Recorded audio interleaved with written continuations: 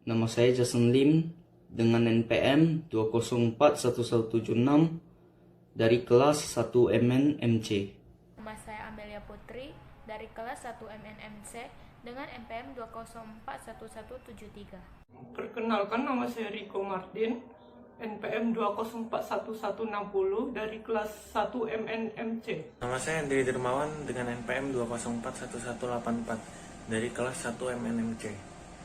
Saat ini kelompok kami akan mempresentasikan tentang proposal UMKM Batam Layers Cake. Bab 1, pendahuluan. Latar belakang dari kue lapis. Kue lapis atau sepukuk adalah salah satu jenis kue basah tradisional dari Indonesia. Kue ini pertama kali dikembangkan pada masa kolonial Belanda di Indonesia, yang terinspirasi dari kue lapis Eropa. Di Indonesia, kue ini sangat populer. Lapis legit biasanya disajikan pada acara-acara tertentu dan hari raya seperti Imlek, Lebaran, dan Natal. Identitas dari Batam Layers Cake. Namanya adalah Batam Layers Cake. Batam Layers Cake memiliki satu pusat yang terletak di Bengkong Laut, Jalan Sumatera nomor 1, Jalan Golden Prawn, dan terdapat satu cabang yang terletak di Nongsapura Ferry Terminal, Departure Hall, Jalan Hang Lekyu. Instagramnya @blc Batam, websitenya www.batamlayercakes.com. Rumusan masalah. 1. Bagaimana penerapan strategi 4P pemasaran berkelanjutan yang dilakukan oleh Batam Layer Cakes? 2. Bagaimana strategi Batam Layer Cakes untuk masuk bisnis internasional? Bab 2. Kajian teori. Bauran pemasaran. Bauran pemasaran adalah suatu strategi yang mencakup faktor-faktor yang dimanfaatkan oleh perusahaan untuk membujuk agar konsumen membeli produknya. Adapun beberapa elemen dari strategi pemasaran 4P, Product, Price, Promotion, Place. 1. Produk. Inti dari sebuah bauran pemasaran adalah produk. Apapun aktivitas yang dilakukan pasti berhubungan dengan produk. Produk bukan hanya yang berwujud, tetapi ada juga produk yang tidak berwujud seperti layanan, ide, organisasi, dan lain-lain. Ada beberapa faktor yang berkaitan dengan bauran produk, yaitu 1. Nama merek, 2. Kualitas, 3. Variasi produk, 4. Pengemasan. Selanjutnya, price atau harga. Harga adalah suatu nilai yang harus dibayarkan untuk memperoleh atau mendapatkan suatu produk. Komponen ini sebagai pendapatan atau penghasilan bagi suatu UMKM. Dalam menetapkan harga, kita harus sangat hati-hati, karena jika tidak ini akan menjadi pisau bermata dua. Selanjutnya, promotion atau promosi. Promosi ini berkaitan dengan produk dan harga. Jika ada produk, ada harga, maka harus ada juga promosi.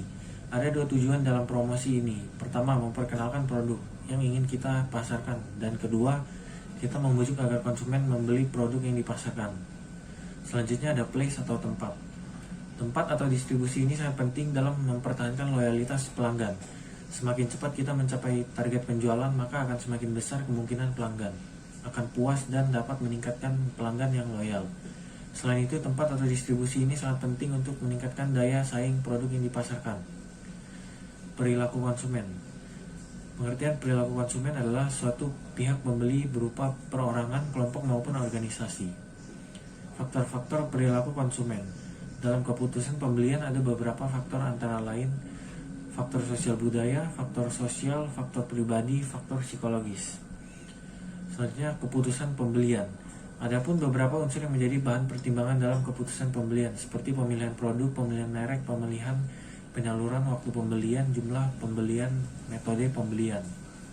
Metode masuknya bisnis internasional ada 3, yaitu yang pertama lisensi, membuat suatu perjanjian atau kontrak untuk perusahaan lain menggunakan dan memproduksi produk merek tersebut. Yang kedua ada mengekspor seperti yang dilakukan Indomie. Yang ketiga joint ventures, kerjasama antara kedua belah pihak yang dapat saling menguntungkan. Bentuk kepemilikan bisnis ada 3. Yang pertama, perusahaan perorangan yang dipegang oleh satu orang dan bertanggung jawab untuk mendapatkan keuntungan dan kerugiannya sendiri.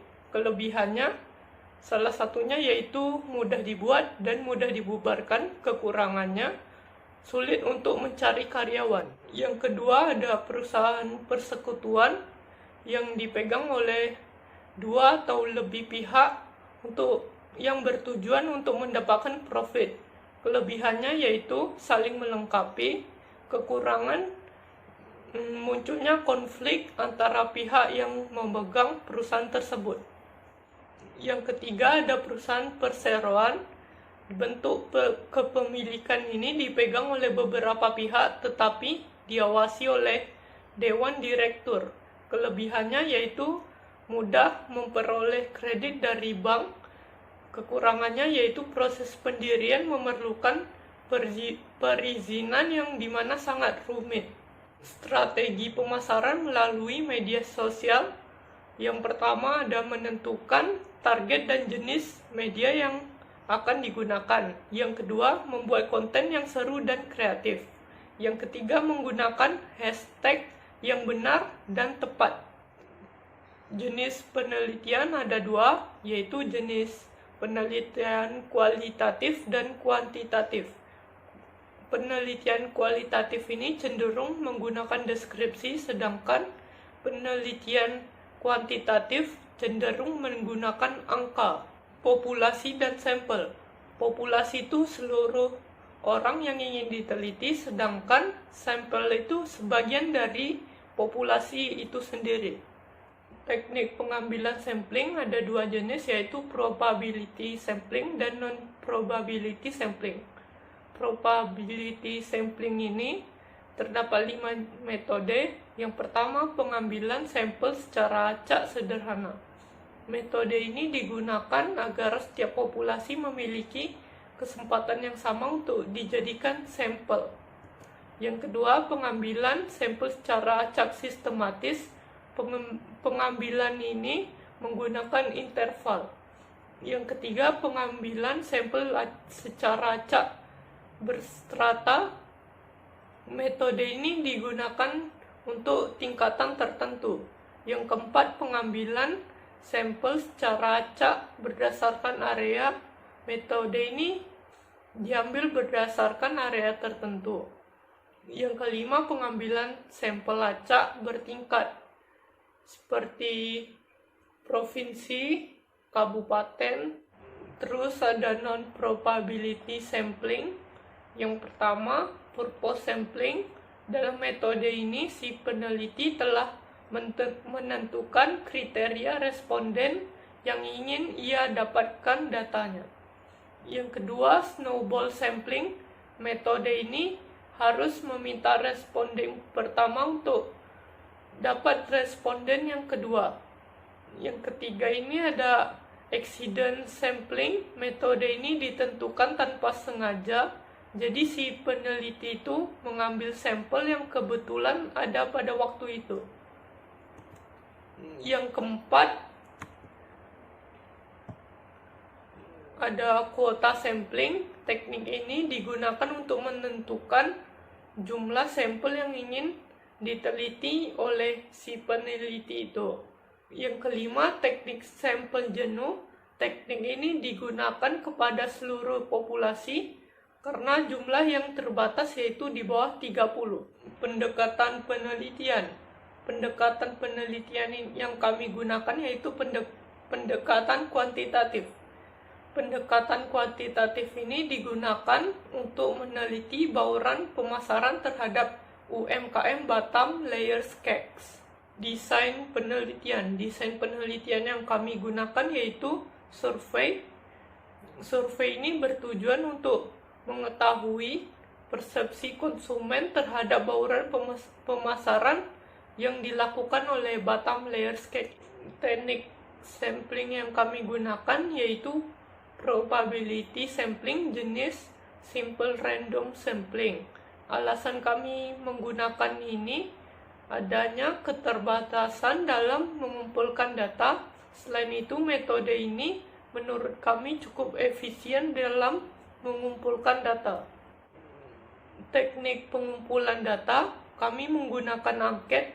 Teknik ini digunakan dengan memberi pernyataan yang akan dijawab oleh responden itu sendiri. Penetapan strategi terhadap 4P.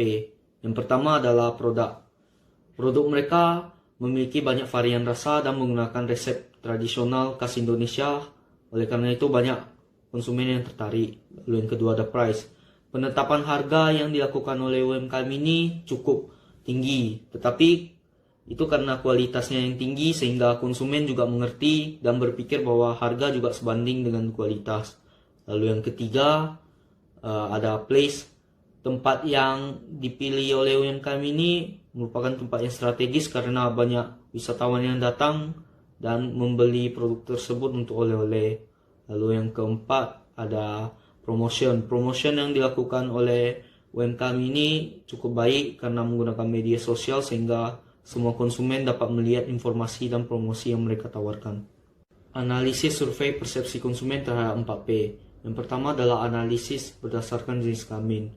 14 dari 26 responden berjenis kelamin perempuan, jadi dapat kita ketahui peminat utama UMKM tersebut adalah perempuan.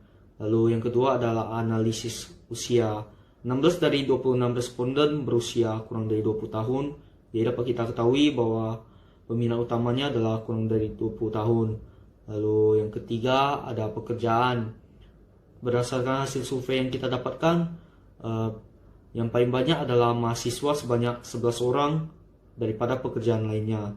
Lalu yang keempat adalah status. Berdasarkan survei yang kita dapatkan, ada 4 yang sudah menikah, 22 yang belum menikah. Jadi pelanggan utamanya adalah orang yang belum menikah. Deskriptif dan analisis persepsi konsumen terhadap 4P. Yang pertama adalah produk. Ada 7 responden menyatakan produk tersebut tidak memuaskan dan 19 responden lainnya menyatakan memuaskan. Lalu yang kedua berdasarkan price atau harga, ada 11 responden menyatakan tidak puas dan 15 responden lainnya menyatakan puas. Lalu berdasarkan place atau tempat, ada 11 responden menyatakan tidak puas dan 15 responden lainnya menyatakan puas. Lalu berdasarkan promotion, ada 12 responden menyatakan tidak puas dan 14 responden lainnya menyatakan. Metode masuk bisnis internasional. Batam Liars Cake memiliki lokasi yang strategis dengan pelabuhan feri, sehingga para wisatawan membelinya sebagai oleh-oleh. Batam Liars Cake juga memiliki jasa pengiriman ke Singapura, sehingga yang ingin membelinya dapat mengirim pesan atau telepon. Dengan begitu, perlahan Batam Liars Cake akan masuk bisnis internasional. Analisis bentuk kepemilikan bisnis. Bentuk kepemilikan bisnis Batam Liars Cake ini adalah perusahaan perseorangan di mana usaha ini hanya dimiliki oleh satu orang saja. Analisis strategi pemasaran melalui sosial. Strategi pemasaran yang dilakukan adalah melalui sosial media seperti Instagram, Facebook, dan website. Mereka akan memposting foto ataupun video untuk membuat konsumen tertarik dan membelinya. Terkadang juga membuat video di story pembuatannya. Bab 5. Kesimpulan dan saran. Kesimpulannya dapat disimpulkan, Batam Liars Cake ini memiliki penerapan strategi yang baik jika dilihat dari segi penerapan 4P, produk, price, place, promotion, dan memiliki kualitas yang tinggi. Dan juga tempat yang strategis untuk menarik perhatian wisatawan.